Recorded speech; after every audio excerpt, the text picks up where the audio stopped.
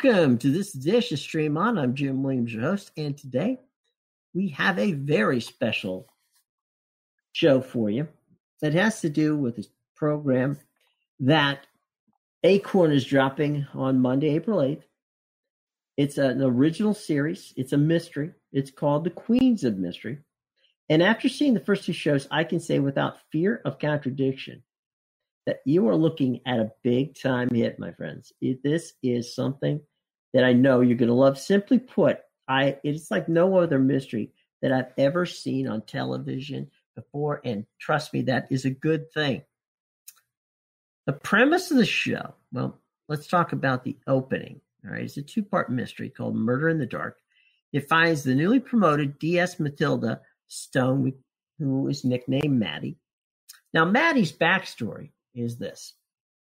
She was raised by three incredibly loving aunts, and each one of the three went on in their own right to become famous mystery writers. I think you see where we're going here. We got DS Mattie Stone, her three creative aunts, all of whom took on different genres of mystery.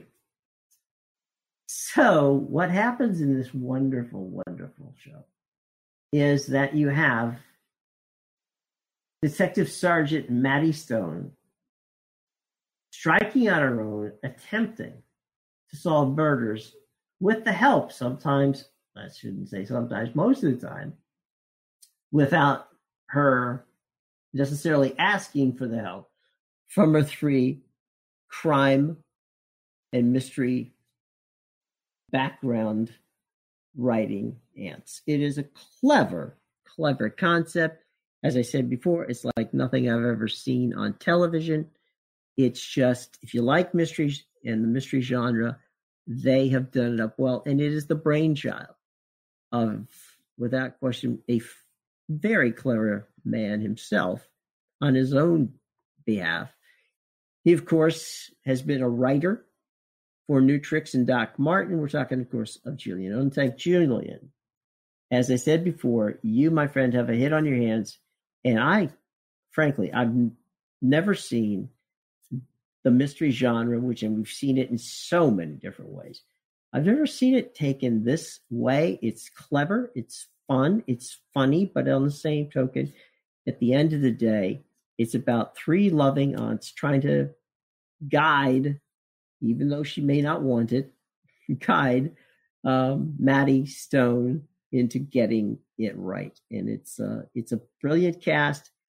We'll be talking to some of the folks on that cast in a little bit, but let's talk, Julian, with you first about, my friend, a success, The Queens of Mystery. It is, as I said before, unlike anything I've ever seen before, and that's a good thing. Yeah, I'm really pleased you said that, because there's big shows that were sort of big influence, Amelie, the film, and things like the Royal Tenenbaums and, Pushing Daisies and shows like that, these are sort of big influences on the show. And we wanted to make something that was fun and kind of joyous and quirky and unusual and something, that and kind of feel good, that had a sort of warmth to it. The exact opposite of all these kind of sort of Scandi noir, sort of blue filtered sort of shows that are out at the moment, the trend. We wanted something a bit lighter and a bit of fun, and some as writers we can be robust with and play around with the form and the content, Right, and the fun part to me was you have star power, no question about it, but the fact that everybody meshes together so well, and it becomes a truly ensemble cast, is just a tribute to A, the writing, B, of course the acting and directing. It was just there's a brilliant flow that makes it so simple to watch, which is testament to what you guys do. A lot of that was down to the casting, and our director Ian Ames spent an absolute age casting the show. We interviewed and saw lots and lots of people, and he worked. So a lot of that, the chemistry is down to him choosing the actors really well, and they meshed. They meshed immediately, and our first read through, everybody comes in. You know, when you have these sort of table reads, everyone comes in their normal clothes, and you know, and our aunts and Matildas turned up, and they were wearing exactly the sort of clothes they would have worn if they were those characters on the show. So you knew that they, you know, there's so much of themselves in those characters, and I think that shines through really. And they just there's a general warmth between them as well. They get on so very, very well, and I think that comes across. I hope that comes across anyway. Oh, it comes across amazingly. Julian, the other thing, I was talking to Olivia earlier about this, and that is, you know, what you've captured is there's a special relationship between aunts and nieces or nephews. I mean, there's a lot of things you're going to get away with your aunts that you would never get away with your parents. And, absolutely. And the fact that each one of these aunts are so different, but they all bring, you know, a different view to the table. Yet Matilda's able to balance all of that. And at the same time, there's that warmth and that love of the aunts just trying to help. But it's a combination of love and humor that gets you through this and just makes it it's a family show without question to watch and to enjoy. Yeah, it's great that you said that, because that's what we wanted. You know, I wanted it to be they call it like a 4-quadrant show, you know, where you could watch it with your 10-year-old daughter, or you can watch it with your 75-year-old mother, you know, and still get and both get different things from it. And I think the aunts bring a warmth to it. I mean, we've all got aunts, you know, lots of us got aunts and uncles, and there is a special relationship. You can get away with a lot as a child. You got away with a lot more when you stayed at your auntie and uncles than you did with your own parents. You'd been indulged more, you know. And our right. and our aunts, the idea is our aunts raised Matilda, right, and they've kind of hothoused her to be like the super detective, really. You know, that she's brought up in this atmosphere of literary atmosphere of crime writing fiction, and she's almost built for the part. And they all taught her different things, you know, right, and that comes out through the series, really. But yeah, but none of our you know, it's that motherly aspect that they have with Matilda, and Matilda's. I mean, when you create a show, the idea is you try and capture a character between two worlds, and so they can never settle. And that's Matilda's, and that's where Matilda is. She has his family on one side, which are pulling her on one direction. She's a loyalty to them, but she has the law on the other side, which is her life, which is her calling, and she's dragged towards that. And the two are often clashing. You know, her aunt shouldn't. She knows her aunt shouldn't be helping with the investigation, but she kind of can't solve the investigation without them. Right. So she's caught in this world where she's constantly on, you know, off her guard, and so that makes for more drama. It makes it more fun as well. Well, the other part, couple of bits that I love the narration. I mean, that's killer. I mean, that really helps. It advances the story. It gives you that third dimension of, you know, like, okay, we see this, but there's a voice behind what is going on at the time. So we get that, which I think is wonderful, because, you know, otherwise we wouldn't know that Matilda's boss is, you know, madly in love with one of the aunts. Absolutely. You know, all kinds of great bits there. The fantasy scenes where you kind of like suddenly, you know, everything stops and the music comes in, and you kind of like all of a sudden that draws that out. I mean, there's so many lovely, for lack of a better way, production elements that go into the show that move the show along. It's just, you know, as I say, it makes the show very entertaining. Yeah, that's what I mean. They're really fun to write, and obviously we've got Juliet Stevenson who's done the voiceover, and she's fantastic as the author. And the idea is, I always wanted the show to be this sort of meta-narrative thing where you've got this almost like a Russian doll. So we have this author who's narrating the story, who's the connection to the audience, who's narrating this. Almost, it's her book that she's doing, and then we have our aunts. They're also crime writers, and then the characters that they write about will then appear within the show as well. And in season 2, if we get to season 2, we're going to be able to see all those characters brought to life within. So we can have this, like the Charlie Palmer sequence in episode 1, where we can flash back to those, and we can tell a sort of a secondary narrative, crime narrative there. So we have this metafictional thing. It's a story within a story within a story, and that gives you a lot more room as a writer to sort of play around with the form and cut away to Matilda with confetti falling down, and the great thing about the author is that, you know, it's that voice in that character's head, so the character can be saying one thing and the author can be saying the exact opposite of what they're really doing, and it's a real it's used for comedy. It's a good comedy device, but it also helps you get, as an audience member, it gets you to understand some of the subtext of what the characters are saying as well, you know. Absolutely, it reminded me a lot of Desperate Housewives. Yes, yeah. I mean, what a fantastic show that was, wasn't it? Would be great to be, you know, to get halfway as good as Desperate Housewives would be incredible, wouldn't it? You know, and the same sort of affection that the people have for that show.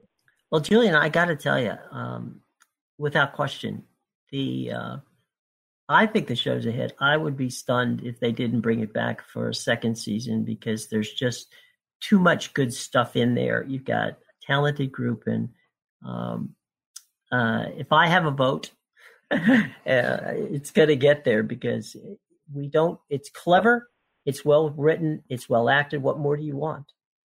No, great.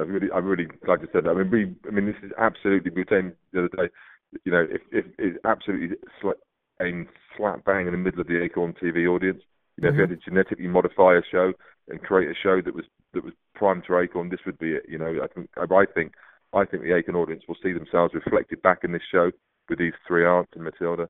And the show's been constructed. It's been, you know, the mechanics of the show have been built to run and run and run. You know, I'm a big fan of Midsomer Murder, which is a big show on Acorn as well. You know, and that's on like 120 episodes now because the way the show's constructed. I'm also a writer on Doc Martin, you know, and we take a lot of tonally it's very similar to Doc Martin in terms, and it has that warmth. I hope that it has that warmth Doc Martin's got, and I'm hoping that the audience will connect with Olivia and the aunts in the same way that they have with all the characters in Doc Martin as well, you know, and it brings, you know, quite a lot of joy. Many thanks to Julian for joining us. We will be back with Julie Graham, who plays Aunt Cat, on The Queens of Mystery right after this word from BMW, the i3, the ultimate electric driving machine. Life is about making decisions. At BMW i, we decided it was time to reinvent the car from the ground up, making sure we were open for truly innovative ideas. We decided that the car we wanted must be electric, and it should be made of extremely light and super strong carbon fiber. And finally, we decided to make it more intelligent and added our promise of incomparable driving pleasure. We made all these decisions to offer you a choice. The all-electric BMW i3. Welcome back to Stream On. Now,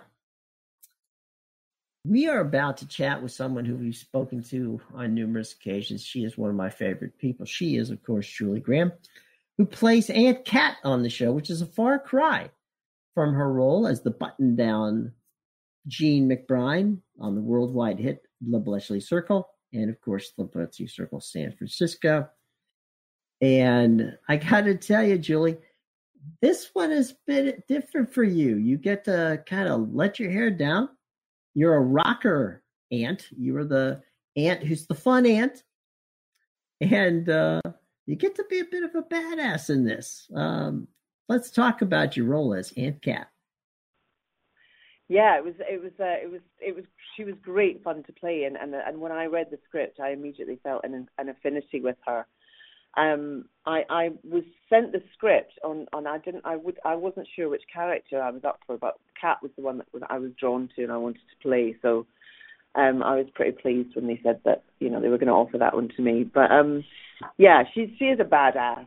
That's what I love about her. She doesn't take any crap from anyone. No, and she's got the tattoos, and she writes the great novels. I mean, you know, come on, this is really good. She rides a motorbike, which is right later on in the series. So she's got it all going on. Yeah.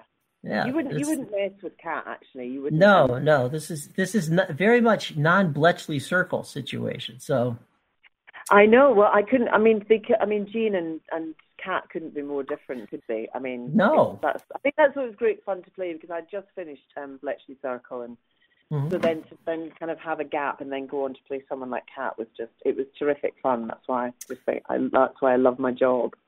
But as Matilda knows, don't call you Aunt Cat.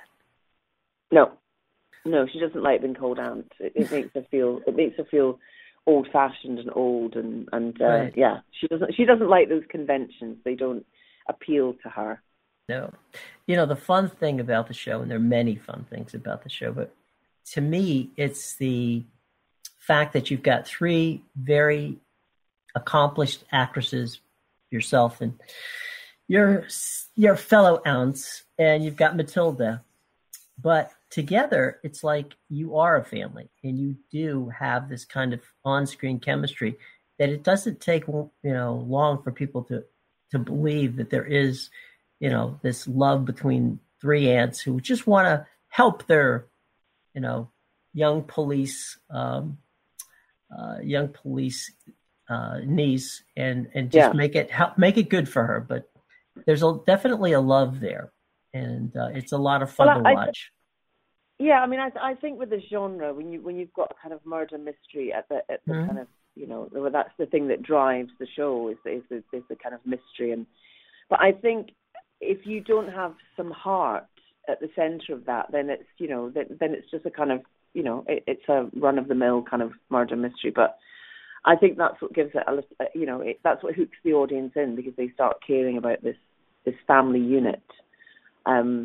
So I think there's a lot of heart and soul in the show, and we're very much at the center of it. And I mean, I suppose if we were just saying that kind of Matilda feels like the kind of sun, and we kind of orbit around her. And so I think that's I think if the audience start caring about them, then we've hooked them. Well, I think that there's so many fun things about the show, but a couple of the fun things are the fact that there is a narrator that kind of advances the story. The aunts are always trying to help but stay in the background, and but they kind of sneak into the foreground. And it's just it's different, and I think that's, to me, it's female driven, it's clever, and it's well acted. It's just a very different but fun mystery. Yeah, and I love the character. I love the narrator, actually, because with a lot of stories and a lot of shows that have voiceovers, it's a voiceover to kind of try and kind of move the plot along. But actually, I always think of the narrator as just another character in the show. She's very present in the show, and I think she has a kind of a real presence, a kind of omnipotent being to a certain extent that kind of overlooks. I can imagine her standing overlooking the village, and also because we've got Juliet Stevenson doing the voiceover, who's a wonderful, brilliant actress. I think she brings a lot to the show as well. So I think that it's almost like the narrator is kind of on the audience's side. The narrator has got the connection with the audience and pulls the audience in through her, and that's what I really loved about the show as well. There's also some fun. Go ahead. I'm sorry. No, you just you kind of let the narrator lets the audience in on kind of little secrets and she's very much on their side, and I think that's very clever. She provides a subtext. Which, absolutely. Which makes it fun. There's the fantasy scenes where suddenly, things stop and they kind of music begins and they kind of let you in on, what's going on. So you get the subtext there. And I think that another part to this is it's a family show. The show's about a family, and it's definitely for families. I mean, there's nothing that you can't show this to. Yeah, it's a show you can watch with your families, and I think that we were talking about this earlier, that the genre very lends itself very much to that. That I used to watch murder mysteries with my mum and her, it's one of the few genres and shows that you can all watch together. There's nothing in there that's very offensive or risque or inappropriate. So it is a great family show, and I think it kind of it cuts across the generations as well. Yes, and with Matilda, the fun thing is that on one hand she wants to keep the aunts at arm's length, away from what she's doing, but at the other side, she needs the insight of the aunts to make to square the circle and get to solve the crime. Yeah, I mean, I get they're kind of like her sounding board. I think there's a kind of they're her moral compass in a way. They don't. I mean, I think Matilda would be very happy for it to be collaborative, but she's also very mindful of the fact that her superior, her boss, is very disapproving of the interference of her aunt. So she's trying to kind of please everyone and she's trying to do her job and she's trying to be very professional and she doesn't want the aunts to kind of rock the boat. But at the same time, I think she really values their opinions and their input into solving these crimes. Because they're experienced. I mean, they're crime writers, so they've got that mind. And you've got you've got the creative mind of the authors versus the more fact-based clinical mind of the police. So you got the best of both worlds there. Yeah, exactly, and so they complement each other quite well, I think. After watching a few of the episodes, I think that what I think the Acorn audience is going to take away from it, and why I think it's going to be very successful, is that each one of you can be yourself, but at the same time, it's still a collaborative effort. So, there's each one of you bring a little bit to the party. Plus, there's all these little bits and bobs that kind of come up and little twists and turns that you don't see coming. And all of a sudden it's there and you're like, well, wait a minute, I didn't see that. And, there's all kinds of little things. Yeah. And they're very much their own people. I mean, they're very different characters and they all have their own little quirks and they bring something different. They each bring something different to the table. So they kind of work differently, but they work very well together. They've all got their kind of their own strengths and weaknesses. So, and also I like the fact that they kind of bicker with each other as well, like families do. They kind of fall out. Sure. And they're very much a kind of it's just very real. And I think because that family dynamic is very real. It allows the other characters on the periphery to be a little bit more heightened, to be a little bit more eccentric, because at the heart of it, you're kind of grounded with this family. So then it allows the other characters to be a bit more theatrical, Right, and I think the fun part too is that there's genuinely a caring about the aunts. All care about Matilda in the end, and Matilda cares about the aunts in the end. And and also they're hiding a secret from Matilda. They're trying to protect her from a secret about what happened to her mother, and it's almost like they've got a pact with each other, and I think that really bonds them as well. So they are very, very protective of her. And the other things, there are many fun things about the show, but one of the things that just kind of jumps out at you is the fact that your character, Kat, is pretty bold, and you'll take the chances that the two other aunts won't take, and I think that's part of the fun from watching you in many other shows. This is a departure from some of the other characters you played, and I think just as someone who's enjoyed your acting in the past, for me, this is seeing you in a different light, and it's a fun one. Yeah, it's great. It's terrific fun. I mean, I absolutely love it. As you say, Kat, she's bold and she's brash and, you know, brave and yeah, she's a go-getter. You know, she's a doer. But at the same time, she's quite she's a bit of a loner and a bit of a black sheep of the family. But she's definitely a rebel.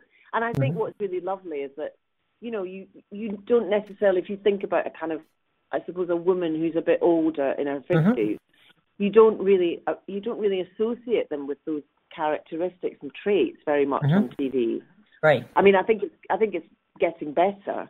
But you know, that's what I found really refreshing about it, was that she is all these things, and she's also a 50-odd-year-old woman, you know. But she's still got that kind of youthfulness about her, and she's still rebellious, and so that's what I really loved about playing her, because there was no restriction to playing her. Well, and there's in the first episode where you do a little bending of the rules, where you show up at the flat of that lady, where you want to find out a little bit more. You pose as the police. I mean, as the newspaper writer, and give the person a little extra cash just so you can find out a little extra information. So bending the rules is not a problem that Kat has. No, she's as I say, she is a rule breaker. She's a rebel. She doesn't have the same sensibilities that other people have. So, if a job needs doing, you kind of send Kat Stone in. Really. Right. She's the one. She would be the pick. She's the one. She's the go-to. Yeah, she's the go-to one. There is actually a funny scene in the opening, and I'm trying not to give away anything so that nobody gets upset. We're going to be watching it on Acorn. Everybody's going to love it. It's going to be a hit, no question. But there's a great scene at it's actually the first bit where the aunts get to see, you know, Matilda in action, and they're shouting from behind the tape some little questions, little suggestions. And one of them, I forget, I apologize which one of the three says it, but they say, I don't think she can see us. You know, that's right, it does. Yeah, and of course she can see it, but you know, it's just like all families, right? Like all families, your family who loves you wants you to do well. Yeah, and we've all been there, but there's going to come a time when they're going to embarrass you, and you know, it's just going to happen. And exactly. You know, well, that's Matilda very right from the get-go. Yeah, I know, that's very fun. That's Jane. That's Jane. Oh, okay, it was Jane that did. Okay, all right. I think she can see us. But yeah, we know. We also know that what's really nice about that scene as well is that we know that she's being, and we're embarrassed by her. Never mind Matilda. Okay. You know. So, but the line was delivered so funny. I mean, it was just like, oh God, I know, it was the timing, everything was just perfect. Great cast, great group of people. I know that the Acorn audience, I don't see that this isn't a winner for this. Let's start talking series 2 for this, huh? Yeah, I mean, I hope so, because I would love to play her again. I mean, I think there's a lot more. I think there's a lot more to do in the show, and I think there's a lot more places to go, and I think there's a lot more fun to be had. So I do hope we get a second season out of it, because I'd love to play Kat. I'd kind of like to play Kat Stone for the rest of my life, frankly. Yeah, it wouldn't be a bad way to go. Exactly. I mean, she's got the tattoos. She's got a lot going here. Yeah, she's got the streaks. She's got the streaky hair. You know, she's got it all. You know. Yeah, I know. I'd like to play her for a long time. You know, we maybe you know, in the next series we could put a little pink or a little orange in the hair. You know, just to change it up a little bit. You know. Yeah, it's a great thing. I actually got a real tattoo done for the part, because. Oh, seriously. Yeah, well, I've got a tattoo on my finger, and every day they would have to draw it on, and I just thought, oh, bugger this, I'm just going to get it. I'm just going to get a real tattoo. So I went out on my lunch break and went out to a local tattoo artist when I was filming, and just got my finger tattooed. So that's my Kat Stone legacy. I thought you were talking about the one on your arm. I was like, oh no, the one on my arm is mine. That's a real one. That was mine anyway. But the one on my hand, I had specially done for Kat. Well, there you go. I mean, talk about dedication. Yeah. I know. Paying homage to the character. Yeah, very much so. So I know. Talk about diving in, man. You're going right to the tattoo parlor. That's dedication. I know. There you go. So, well, I'll tell you what. One of the things, as I said, I don't see where this is not going to be a hit because it's a family thing. There's so many little different oddities that makes it charming and quirky, but it's still a mystery. And I think that's at the end of the day, how you all get from point A to solving the mystery is different, I think, than any other show I've seen in a very long time. So good. I'm glad. It's very clever. I think where it's set as well, it's very, it's that kind of quintessential English small village life that is, it's very beautiful to look at as well. So I think that's what's really nice about it, is that it's got all those different elements of different shows. But it's got that kind of, it's slightly otherworldly, and I was just going to say, but in closing, because I know you all have to get going, it does translate well, though, and I think that's the key. Is I know that audiences here in the United States and Canada throughout, they'll be watching it on Acorn. I don't think that they're going to enjoy seeing the English village. They've seen it, seen other English villages. I think, though, the story is so well done, so cleverly done, that I think the series is going to be very well received. Oh, good. I'm glad. That's good. That's good to hear, because we had terrific fun making it, and I hope that comes across. Special thanks to the brilliant and talented Julie Graham. Be watching for her as Aunt Cat on, of course, The Queens of Mystery. We shall return after this word from BMW, the i3, the ultimate electric driving machine, and we'll talk more about Queens of Mystery. Life is about making decisions. At BMW i, we decided it was time to reinvent the car from the ground up, making sure we were open for truly innovative ideas. We decided that the car we wanted must be electric, and it should be made of extremely light and super strong carbon fiber. And finally, we decided to make it more intelligent and added our promise of incomparable driving pleasure. We made all these decisions to offer you a choice. The all-electric BMW i3. Hey, welcome back to Stream On. Jim Williams here. And I'm with Olivia Vinall. Now, Olivia plays the role of Mattie Stone, the detective sergeant with whom all of her lovely aunts are doing everything they can to help her out. Even as I said earlier, she may not want that help. But at the end of the day, Olivia, it really is an outstanding cast that you're part of. And I got to tell you, I'm sure that when you sat down and looked around the table at the other actresses, you knew you were there with some star power, and that was only going to help make some magic. So what really drew you to want to play Mattie in The Queens of Mystery? Well, I have to say, when I read even the first script, I thought this is different to anything that I've seen before. I can see the elements of lots of things in a kind of amalgamation of those, other crime fiction genres, but just the take on it, the very light-hearted, quirky, silly, fun take at the same time as this wonderful kind of relationship between my character Matilda Stone and her three aunts who brought her up was just unique. And also it's so female-centric, and it's really, really rare to read scripts like that.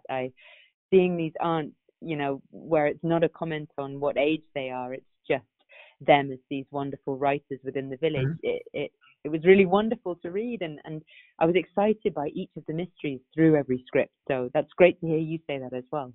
Well, be careful too. You can't call Kat your aunt, or Julie's going to get mad at you. So. Well, that's it. I tell them each separately they're my favorite.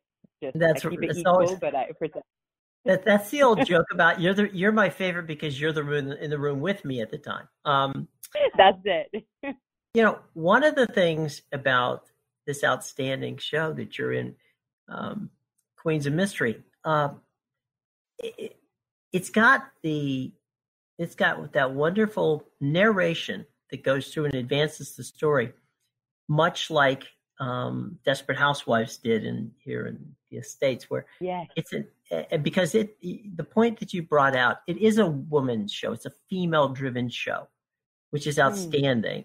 And I love the little fantasy bits where, music will play and all of a sudden the world stops for a moment. And then your character is in dreamland for a couple of seconds, or something like that.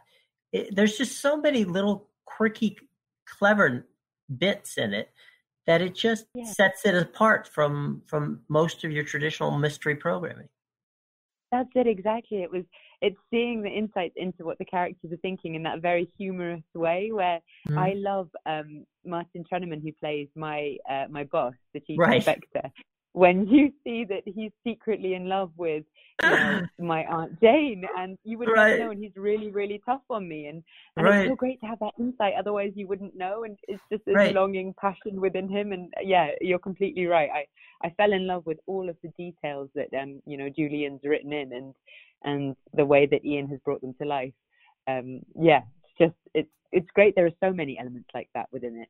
Well, and then there's the Raven that kind of move through, and you're kind of like, okay, am I for this Raven, or I guess where are we going with here? This, but it's kind of like whether the Raven is looking over you or whatever. But everything feels like it has a character, even the Raven or the houses and I gotta tell you, after watching the first one of three, I did go back because there were things that I was so enamored with that I missed bits. So I'm like, wait a minute, let's go back. And it's such a fun show. But it's also, there's definitely a mystery there. There's no question. Okay. And so if you're a whodunit fan, you're covered. No question. But how you get there, the journey you take with your aunts and all, it's just fun. Yes. Oh, that's good. And I think it's so hard often when you see things, especially in a first episode, to be able to relate to the connections of the characters too. So I love that it has all the fun and humor and the very, the quirky characteristics of each of them and how individual the aunts are, but also kind of at the heart of it and underlying it is this, this mystery about who her mother is and who raised her and who her family is. And so you feel like there's a lot of heart in it and soul, as well as all of this other stuff going on. So it's very layered, I think. Well, that, and, I don't know how many noodle casseroles you ended up getting in that. That's it. I hope you like them because, my goodness. If you didn't, you'd have starved the entire time. It, exactly. Well, some of her cooking is quite questionable, so I didn't want to disrespect the cooking, but there's some interesting concoctions that come out of that. The badly cooked fry up makes many appearances, but Aunt Kat still manages to eat them. So it's great. Well, there you go. From that standpoint, but. The fun part too of this is that the whole thing travels well. You've got three amazing aunts who are, Julie, they're all stars in their own right. Yes. And that might at some point be overpowering, but there seems to be a teamwork among the four of you and a genuine bonding amongst the four of you that just makes it work. Well, that's what I think is so incredible with what they've done with the casting, because we didn't actually spend any time, together auditioning or anything. Really? No, yeah, they thought that the chemistry would just work, and they had to have faith in that. So at the first read-through, everyone was holding their breath going, oh, we can see them together. We can see this kind of, resemblance running through as a thread. But how will they be? Will they like each other? And I think, to me, it's just a testament to what wonderful people and actors that the three of them are, is that they're not kind of vying to be in the limelight, and they're not trying to hold anyone back. It's truly an ensemble thing with very individual, they're each very individual, and there's a lot of love there already. It feels very caring, and they're very supportive and nurturing as people and actors. So it's very inspiring to be around that and work with them. The other part of this, and I'm sure that you have seen this and may very well have experienced yourself. It's something about the relationship between either a nephew or a niece and an aunt. I mean, I have 3 or 4 aunts who are just, they just, keep me grounded and are totally blow me away every time I'm around them. And it seems to me that the point that you're bringing across is that these 3, women who are stars among themselves, which we established earlier, generally look throughout this entire series as if they genuinely care about you. And that's a very organic thing. That is not something you just can act and make it look like it. I agree. I think that comes from a place of real care and goodness within each of them, and they must be why also they work so much, and they're interesting people to be around. But they're very, very supportive, and I felt so comfortable from the get-go, because also it could be a situation where you have them all getting on but you feel isolated from it, but it's never been that at all. And I think what's lovely is in the writing that they really respect, on the one hand, they very much respect Matilda's career choices, but at the same time, they can't resist but try and help her. And as you were saying,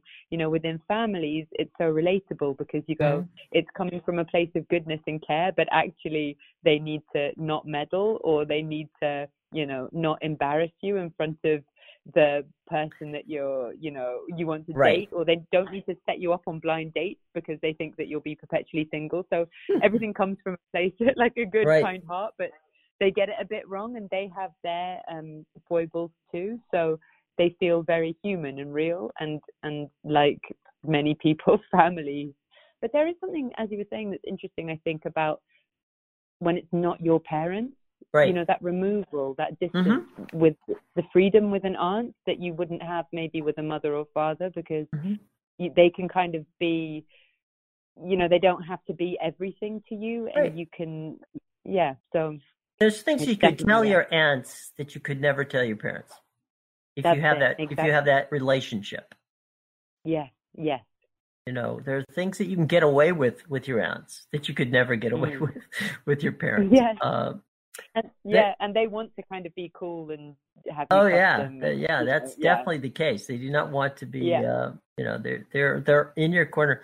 There's an absolutely hilarious bit in the first time you show up at the scene, and I'm not going to give away for those of you out there who haven't seen it yet, because you haven't, but it's the first time you show up in a professional, at a professional crime scene that they're at, and they begin to stand behind the tape, and they start giving you these little pointers, and one of the aunts, I can't remember which one, says, I don't think she can see us. I think that she can't. Now, clearly you could see them, but you didn't want, like a meter away. To play on that point that you said that, family embarrasses us from time to time. That was your first moment at a big crime scene, and you have your 3 aunts there, and they're all giving you this little encouragement, all in love. But there you are, Matilda, standing there going, and they're going, I don't think she can see us. I'm like, no, she can see you, but she can hear you. You're next to her face. Also, that my boss never wants them to be around. He's like, your aunt's better not be involved in this one. And they just keep popping up everywhere. I'm like, why aren't you working on your books? But I also need them at the same time. So I'm like, you should stay away. But what information do you have? Because I need help. So they need each other, basically. And that's lovely. Well, and that's a good thing. Now, I got to say something at the risk of embarrassment here. But this, I think, is really is an amazing piece for you. I mean, you come out of this, in my mind, as this is a breakout one for you. I think this one is people are going to, who may not have seen you before, are going to know who you are now. This is you really crush this. Thank you. I mean, it's a strange thing from from the inside to see how people will perceive it and view it. So it's really lovely to hear that you're engaged with it and enthusiastic about it. That gives me a lot of joy. Well, and again, I think the chemistry is all there, but Matilda is the prime character, and with all of these people being as they're great actors, got an amazing supporting cast, but you have to make it work. And that's where I think, you're the point of the spear here, and you definitely deliver big time. Oh, thank you so much. That's really lovely to hear. Thank you. Yeah. It's really great to get to be, I mean, I can't tell you how many things I have died in. So it's really refreshing to be the person who survives and gets to solve the cases and be involved in the action and, doing the fight scenes as well and everything. It's really great. I haven't had that opportunity ever. The fight scenes. Yeah, let's. That's. I don't. I'll get into. If I get into that, I'm going to give away so much that people are going to say, "Shut up!" And I'm not going to be able to watch the show. But it is. Again, as I said before, the key is there is a mystery. We're not cheating you on that part, but it is a different way to get there, and I think that's, I think this one is one of the ones that's so unique and so fun that it's also a family thing. It's not and when I mean that, I mean families can watch it. It's very relatable in that regard, and I can just see this being something that people are going to sit down with their families on Acorn to, pull it up and say, you know what, let's have some fun and watch it, because it really is. It's just it's a great ride. It really is. Yeah, that's so true. It's so rare to find things that the whole family can watch together. And I think a lot of, the things that happen, or the murders, are kind of in a comic book style. You don't see it. It's not gratuitous. Obviously it's murder, so that's dark in its own way, but it's just it's not really explicit, so you can sit there with your kids and things and not be worried about that too. So that's unique. Even the first one where they pull back the little cover over the person who's been murdered. I won't give away how they did it, but it's Halloweenish in how it is. I mean, it's presented in such a way that for a fact, okay, fine, the person's dead. But in one way, you're looking at it and going, I've seen Halloween costumes with that same way of doing it, and that's not okay. Before the creative services and directors and all that of the group get after me on this, I'm not saying it's not creative. No, I know. I'm just saying, from a special effects standpoint, very well done. Good, kudos to everyone. But it's not gory, I guess would be a best way of putting it. That's it. Exactly. Special thanks to Olivia for joining us. Again, Queens of Mystery debuts Monday, April the 8th on Acorn TV. It's an Acorn television original. We will be back with more of Stream On right after this from BMW. The ultimate electric driving machine. We're talking, of course, about the i3. Life is about making decisions. At BMW i, we decided it was time to reinvent the car from the ground up. making sure we were open for truly innovative ideas. We decided that the car we wanted must be electric, and it should be made of extremely light and super strong carbon fiber. And finally, we decided to make it more intelligent and added our promise of incomparable driving pleasure. We made all these decisions to offer you a choice. The all-electric BMW i3.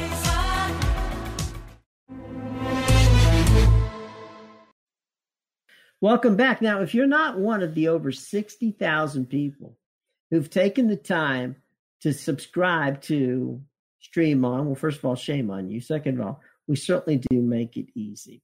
You can find us for free at iTunes. That's right. We're part of the Apple Podcast family. We're also part of the Google Podcast family, so look us up at Google Play.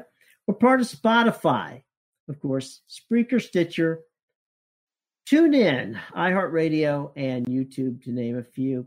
If for some reason you can't find us, well, pull out the old Google machine, type in Stream On with Jim Williams, and hit the favorite button or the subscribe button, and each week you get a brand new edition of the podcast sent directly to your tablet, your phone, or hopefully to both. Now, if you have an assisted device, like Alexa or the Google Assistants or any of the Apple Assistants, which we all can access, of course, by asking Siri.